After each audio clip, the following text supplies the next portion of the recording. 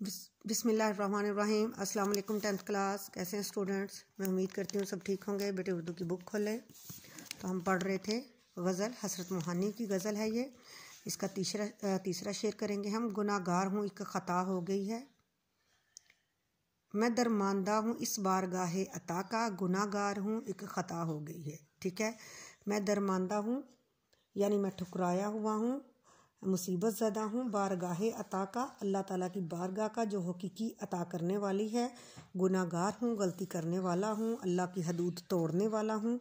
خطا ہونا غلطی ہو جانا، اس کا مفہوم یہ بنتا ہے کہ میں ایک مصیبت زدہ اور ٹھکرایا ہوا انسان ہوں، مجھے جو کچھ بھی ملا ہے اس کی بارگاہ سے ملا ہے، میں گناہ گار ہوں، مجھ سے خطا ہو گئی ہے۔ ٹھیک ہے، اس شعر میں شاعر اپنی درماندگی اور بے بسی کا اظہار کر رہے ہیں کہ وہ ایک مصیبت زدہ ٹھکرایا ہوا انسان ہے، لیکن اس کے پاس جو کچھ بھی ہے وہ خالق کائنات کی بارگاہ عطا سے ملا ہے۔ اللہ نے انسان کو تخلیق فرمایا اور خلت سرفرازی سے نوازا، اس کے تصرف میں یعنی اس کی پہنچ میں تمام کائنات کی ہر نعمت کو دے دیا گیا۔ قرآن نے اسے اللہ کا نائب قرار دیا ہے۔ قرآن نے انسان کو کیا ہے، اس کو اللہ کا نائب قرار دے کے دنیا میں بھیجا ہے، جیسا کہ قرآن میں اللہ کا حکم ہے۔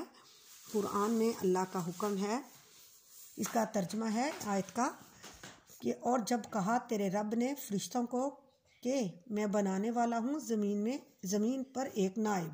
سورۃ بقرہ کی آیت نمبر ہے یہ 30۔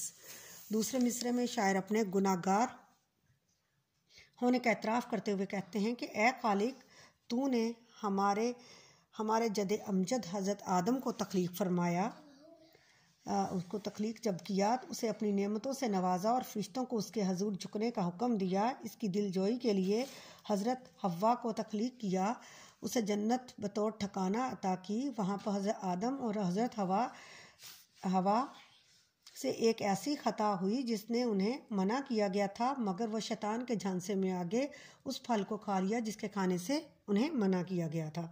ان کا یہ عمل اللہ کو پسند نہ آیا اور ان دونوں کو جنت سے نکل جانے کا حکم ہوا اور انہیں آسمان کی بجائے زمین کا باسی بنا دیا۔ پھر وہ اپنی خطا پر نادم ہو کر اللہ سے مغفرت کے طالب ہوئے۔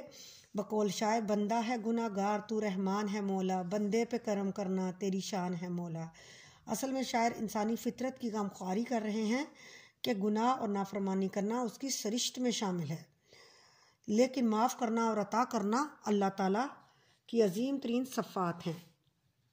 مولانا ظفر علی خان انسان کی اس فطرت اور اللہ تعالیٰ کی بے مثال فیاضی کا تذکرہ یوں کرتے ہیں کہ سراپا مصیبت ہوں سراپا مغفرت ہے وہ، سراپا مصیبت میں ہوں سراپا مغفرت وہ ہے، خطا کوشی روش میری خطا پوشی ہے کام اس کا، کہ مجھ سے غلطی ہونی ہے، کہ میری عادت ہے، انسان کی عادت ہے کہ میں گناہ کروں گا اور خدا کیا ہے، معاف کرنے والا ہے، اس کا طریقہ کیا ہے کہ وہ معاف کرنے والا ہے۔ ٹھیک ہے، اس شعر میں ہے زیادہ تر یہی ذکر ہے، یعنی اس شعر کا دوسرے معنوں میں ذکر حضرت اماں حوا اور حضرت آدم کے بارے میں اور حضرت اماں حوا کے بارے میں ہے۔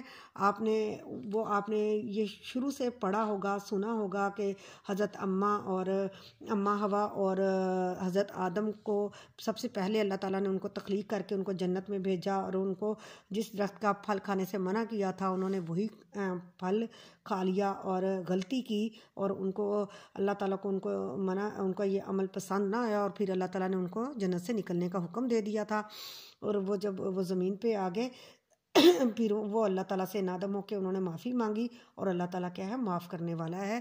یہ اس شعر کا یہی مفہوم ہے۔ ٹھیک ہے، آپ نے اس کو اچھے سے یاد کرنا ہے۔ اوکے جی، اللہ حافظ۔